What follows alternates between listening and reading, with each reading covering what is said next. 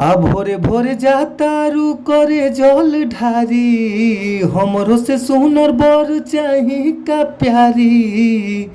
भोरे भोरे जाता रू करे जल ढारी, हमरो से सुनर बर चाही का प्यारी। आ भोला होई है सहाय तब तोहरा बुझाई, काम होला नहीं फरजी। बेल के पतैया पति ने अक्षर लिखी हो, मिल जाई सोना जे होई महरजी। बेल के पतैया पति ने अक्षर लिखी हो, मिल जाई सोना जे होई महरजी। तो जी हाँ ये भैया, आप सब कैसन बानी जा, और हमरा पूरा विश्वास रहेला कि आप लोग मस्त हो खब जा, खुश हो खब जा, स्वस्थ हो खब जा, तंदुरुस्त हो खब जा। और हम बानी आप सबके भोजपुरी गायक व गीतकार नीतीश सिंह। सबके हम प्रणाम करतनी हे भैया, आपन आशीर्वाद हमरा ऊपर बनौले रही जा। और रउआ सबके बीच में बहुत ही कम से कम चार्ज में, बहुत ही कम पैसा में हम ई बोल बम के गाना लेके आ गइल बानी। बहुत ही ज़बरदस्त, बहुत ही हिट सॉन्ग लेके आ गइल बानी ए भैया। तो भैया हमरा पूरा विश्वास बा कि अगर ई गाना के रउआ सब अच्छा से म्यूजिक बनवा के, अच्छा से स्टूडियो में रउआ सब अगर गायकी कह देतानी जा, तो हमरा 100% आशा बा ये भैया की गाना जरूर बाजी। जी भैया, रउआ सब अच्छा गावतानी जा, खूब बढ़िया बजावतानी जा, फिर भी रउआ सबके अच्छा मेटर गाना नइखे मिल पावत। तो रउआ सबके घबराए के ज़रूरत नइखे।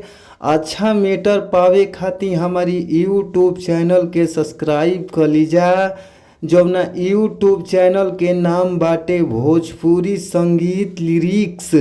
तो हमारा यूट्यूब चैनल के सब्सक्राइब करके घंटी के बेल आइकन जरूर दबा लीजा। काहे से कि रउआ सब अगर घंटी के बेल आइकन दबा ले जा, तो कोनो भी वीडियो, कोनो भी गाना अपना चैनल के माध्यम से रिलीज करतनी, तो सबसे पहले नोटिफिकेशन रउआ सबके मोबाइल पर पहुँच जाइए भैया। तो आप लोग हमार चैनल के ज़रूर सब्सक्राइब कर ली, घंटी के बेल आइकन ज़रूर दबा ली। तो आई जा एक बार और हम लास्ट में मुखड़ा गा के सुना देतानी, कौना भाव में कैसे गावे के बा। आई जा भाव बाटे, कहे के भाव बाटे, कौना भाव में गावे के बा सुनी सबे। अरे भोरे भोरे जाता रू करे जल ढारी, हमरो से सुनर बर चाही का प्यारी। भोरे भोरे जाता रू करे जल ढारी, हमरो से सुनर बर चाही का प्यारी। आ भोला होई है सहाय तब तोहरा बुझाई, काम होला नहीं फरजी। बेल के पतैया पति ने अक्षर लिखी हो, मिल जाई सोना जे होई महरजी।